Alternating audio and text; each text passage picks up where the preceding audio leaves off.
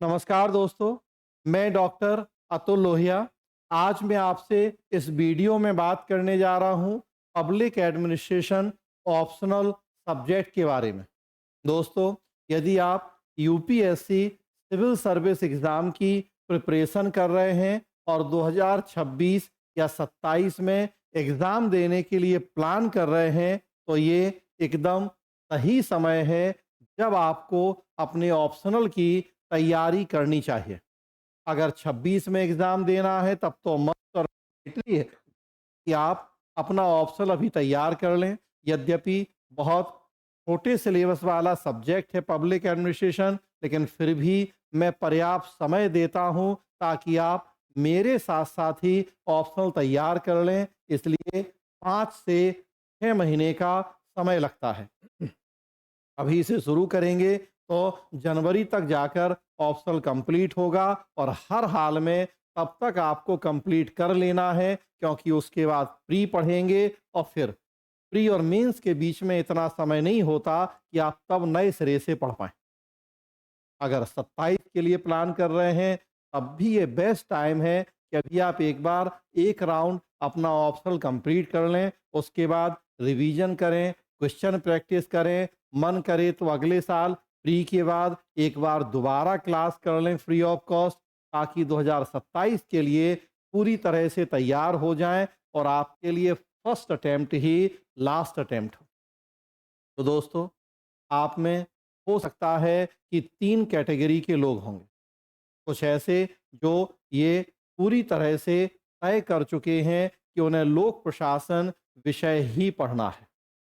कुछ ऐसे लोग भी हो सकते हैं जो अभी डाउट में हैं, ये तय नहीं कर पा रहे हैं कि पब्लिक एडमिनिस्ट्रेशन पढ़ें या कोई दूसरा विषय, या जो भी उनके दिमाग में 3-4 विषय घूम रहे हैं, निर्णय नहीं ले पा रहे हैं। और कुछ ऐसे लोग भी हो सकते हैं जो किसी दूसरे विषय को रखकर तैयारी कर रहे हैं, एग्ज़ाम शायद दिया है या नहीं भी दिया है, लेकिन उस विषय में उनको कॉन्फिडेंस नहीं आ रहा है, इंटरेस्ट डेवलप नहीं हो रहा है, उस विषय में अच्छा नहीं कर पा रहे, विषय बदलने के बारे में सोच रहे हैं। ऐसे लोग अक्सर होता क्या है कि किसी दूसरे के कहने पे कोई विषय रख लेते हैं, अपना उसमें इंटरेस्ट नहीं देखते और तब जाके दिक्कत होती है। आजकल तो और एक नई परंपरा हो गई है कि किसी सब्जेक्ट के वीडियो लीक हो गए हैं टेलीग्राम पे, फ्री में मिल रहे हैं, तो इसलिए उस ऑप्शनल को पढ़ लिया जाए। भले उसका एबीसीडी भी पता नहीं हो, समझ नहीं हो, इंटरेस्ट नहीं हो, उस तरह का टेस्ट और बैकग्राउंड नहीं हो, लेकिन फ्री में था इसलिए रख लिया उस विषय।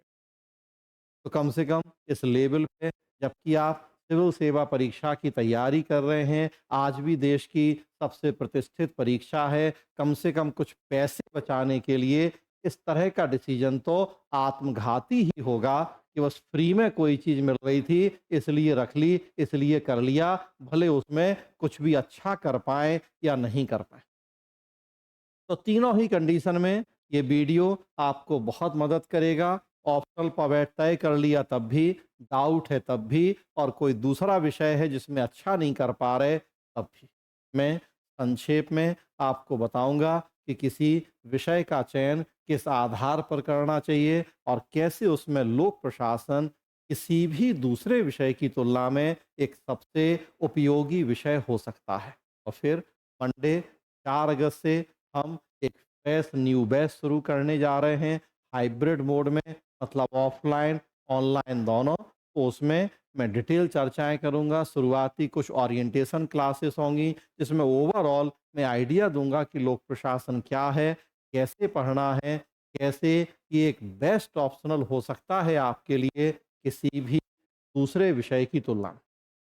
दोस्तों, मेरा हमेशा से मानना है कि जब आप किसी वैकल्पिक विषय का चयन करते हैं तो 3-4 प्रमुख पैरामीटर हैं, उनको ध्यान में रखते हुए ही विषय का चयन करें।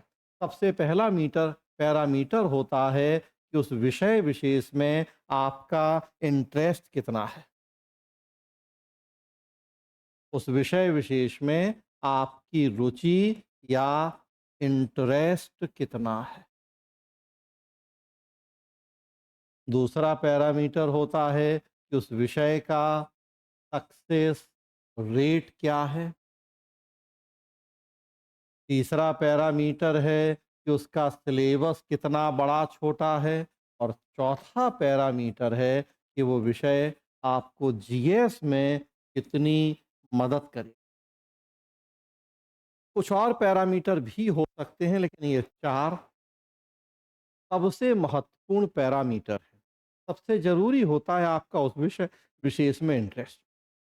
एग्ज़ाम आपको देना है, पढ़ना आपको है, जो दूसरा सलाह दे रहा है, जिसके कहने पे आप कोई विषय चूज़ कर रहे हैं, वो एग्ज़ाम नहीं देगा। इसलिए कहा जाता है कि सुने सबकी, लेकिन करें अपने मन की। अल्टीमेटली अपना नेचर देखें, अपना इंटरेस्ट देखें, अपना एकेडमिक देखें और उस आधार पे तय करें कि आपके लिए कौन-सा विषय अच्छा होगा।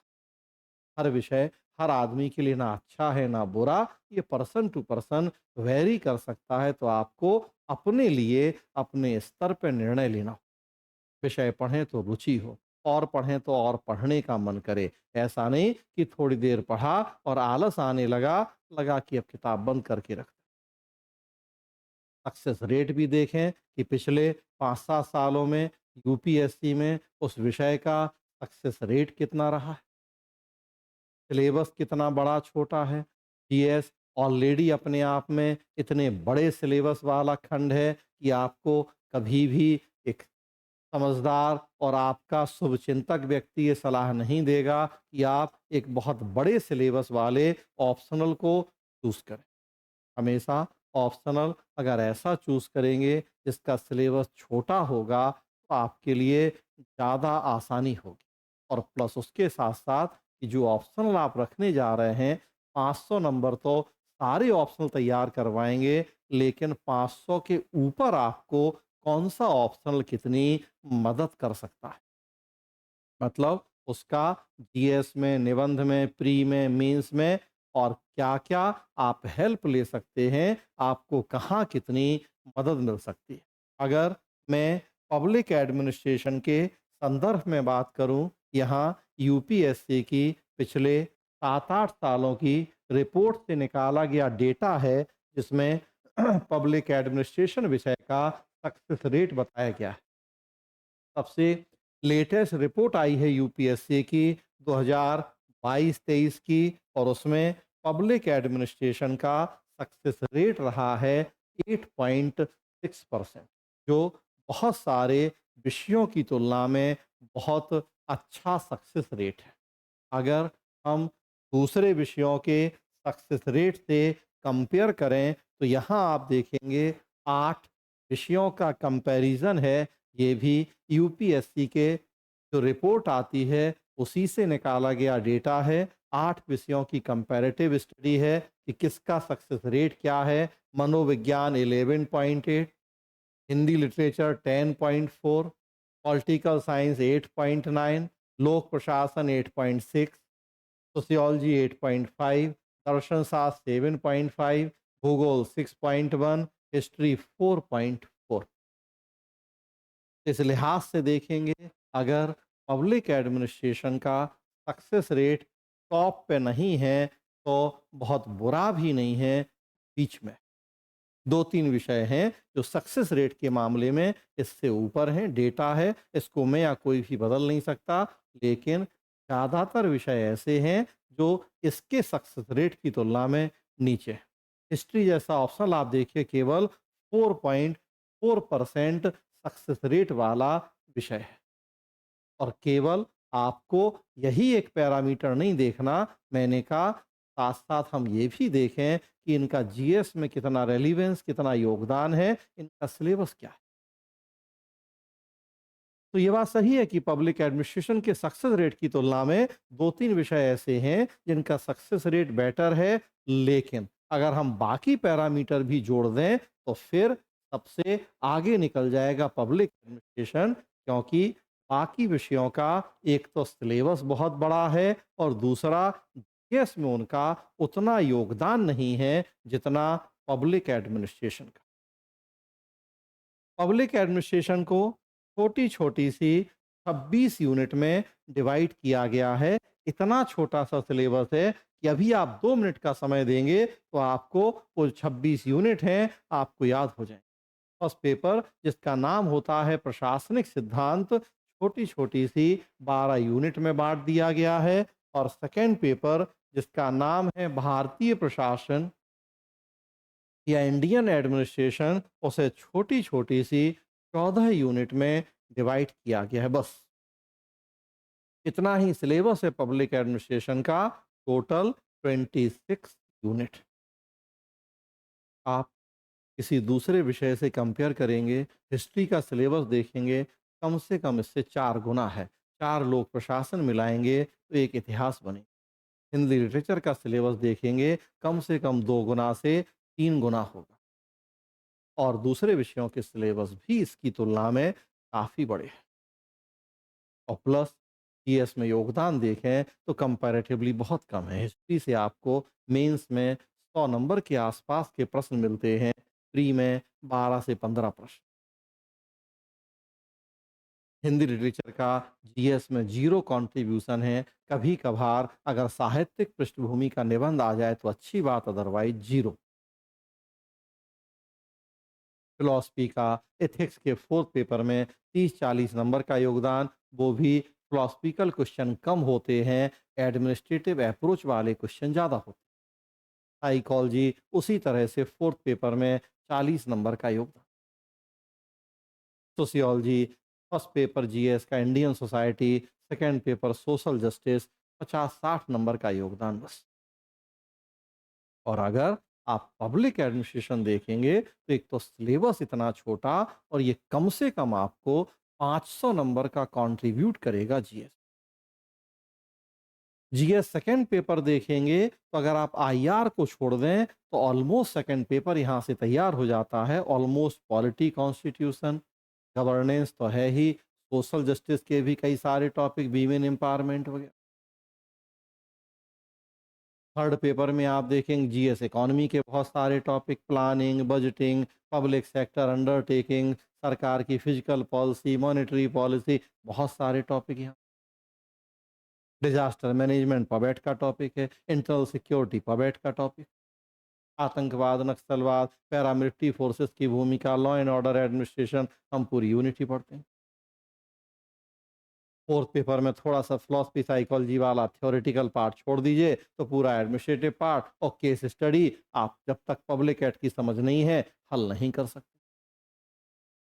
उसके अलावा निबंध में चलें तो अक्सर आपको एडमिनिस्ट्रेटिव टॉपिक से उस कॉन्टेक्स्ट से जुड़े हुए निबंध हैं, नहीं तो जो भी निबंध हैं ये एंगल आपको एडमिनिस्ट्रेशन वाला लेना ही पड़ता। अल्टीमेटली जो ये सारा एफर्ट हो रहा है परीक्षा का, वो आपको एक अच्छा प्रशासक बनाने के, उसकी पहचान के लिए है। तो बिना शासक के आप अच्छा करिए भी, सब मिला दें तो 500 नंबर से ऊपर की मदद होती है मेंस में। प्री में जाएंगे तो 18 से 24 क्वेश्चन होते हैं पॉलिटी, कॉन्स्टिट्यूशन, गवर्नेंस के, सारे नहीं, 30% प्रश्न आप यहाँ से कवर हो जाते हैं। कोई भी दूसरा विषय इतना बड़ा योगदान नहीं करता आपको अपने ऑप्शनल 500 नंबर के अलावा जीएस या किसी दूसरी जगह। तो चूंकि जीएस से जुड़ा हुआ है तो इंटरेस्टिंग भी है। आप में से कोई भी कम से कम ये नहीं कह सकता कि उसे जीएस में इंटरेस्ट नहीं है, क्योंकि जीएस में इंटरेस्ट नहीं होने का मतलब है कि आपको सिविल सेवा में ही इंटरेस्ट नहीं है, तो क्यों तैयारी कर रहे हैं। अगर सिविल सेवा में इंटरेस्ट तो जीएस में तो होना ही होना इंटरेस्ट, क्योंकि वो तो सबको पढ़ना है। और जीएस पढ़ना है तो पवेड में भी इंटरेस्ट होना है। 80% बातें इसकी जीएस से जुड़ी हैं। मैंने कहा 26 यूनिट हैं। अगर इसी बात को दूसरे शब्दों में कहें तो 26 यूनिट में से 21 यूनिट ऐसी हैं जो हर आदमी पढ़ता है जीएस के लिए। तो 4-5 जो थ्योरी वाला पोर्शन है यूनिट का, वो ऐसा है जो आपको जीएस में बहुत मदद नहीं करेगा अदरवाइज। तो इतना छोटा विषय और जीएस में इतना ज़्यादा कंट्रीब्यूशन, और आप देखेंगे कि बड़ा डायनेमिक सब्जेक्ट है। इतना ज़्यादा डायनेमिक है, डे बाय डे की घटनाओं से जुड़ा हुआ है, करंट बेस्ड है कि जो नेचर जीएस का है डायनेमिक और करंट, वो इसका भी नेचर है। तो नेचर भी मैच करता है। जब जीएस आप पढ़ते हैं तो आपका जो पढ़ने का तरीका है, जो आपकी सोचने की चीज़ें हैं, वो भी गतिशील होने लगती हैं, तो उनका फ़ायदा आपको यहाँ मिलता है, इसका फ़ायदा जीएस में मिलता है। नेचर एक जैसा है। तो सोते हुए विषय आप रख लें, जो डायनेमिक नहीं है, 100-500 साल पुरानी चीज़ें हैं, उनका माइंडसेट अलग होगा, जीएस का अलग होगा माइंडसेट, दोनों मैच नहीं करेगा, बिठाने में दिक्कत हो जाएगी। यहाँ कम से कम ऐसा है कि ऑप्शनल का भी माइंडसेट नेचर और जीएस का भी नेचर सेम है, तो कम से कम एक ही डायरेक्शन में आगे बढ़ना है। डायनेमिक होगा, अपडेट होगा, न्यूज़पेपर मैगज़ीन्स की भूमिका होगी और इसलिए मज़ेदार होगा। इंटरेस्ट नहीं होने का कोई प्रश्न ही नहीं। कोई किताबी बात हो, थ्योरी पढ़ें तो बोरियत होगी, लेकिन जब व्यावहारिक चीज़ें देखें, अड़ोस-पड़ोस में जो हो रहा है, घट रहा है, सूचना का अधिकार की भ्रष्टाचार टाइप चीज़ें, मज़ा आना ही आना है। इंटरेस्ट नहीं हो, ऐसा हो ही नहीं सकता। तो सारे पैरामीटर को आप जोड़ेंगे और फिर कंक्लूजन निकालेंगे तो खुद आप पाएँगे कि सबसे बेटर ऑप्शनल आपके लिए पब्लिक एडमिनिस्ट्रेशन होने जा रहा है। 4 अगस्त मंडे से हम एक हाइब्रिड बैच शुरू करने जा रहे हैं। दिल्ली में आप हैं तो ऑफलाइन शुरू कर सकते हैं क्लास। मुखर्जी नगर में हमारा संस्थान प्रभा आईसीएस है। 22-23 साल पुराना संस्थान, वहाँ ऑफलाइन क्लास होगी। दिल्ली नहीं आ पा रहे हैं, जहाँ हैं वहीं से ऑनलाइन जुड़ सकते हैं। लाइव क्लास गूगल मीट के थ्रू होगी, तो आप इस बैच को ज्वाइन कर सकते हैं। मन में किसी तरह की क्वेरी, डाउट है विषय को लेके, बैच को लेके, स्क्रीन पे मोबाइल नंबर है, आप इस नंबर पे बात कर सकते हैं। प्रभा आईसीएस के ऐप पे आपको रिकॉर्डेड क्लास उपलब्ध होंगी, गूगल मीट से लाइव क्लास होगी और मुखर्जी नगर प्रभा संस्थान में ऑफलाइन बैच चलेगा। बहुत लिमिटेड एडमिशन हम करेंगे ऑफलाइन में, तो इसलिए अगर आप निश्चित हो चुके हैं कि पब्लिक एड ही पढ़ना है, तो जितना जल्दी आप निर्णय लेके आगे बढ़ेंगे, उतना आपके लिए बेहतर होगा। धन्यवाद दोस्तों।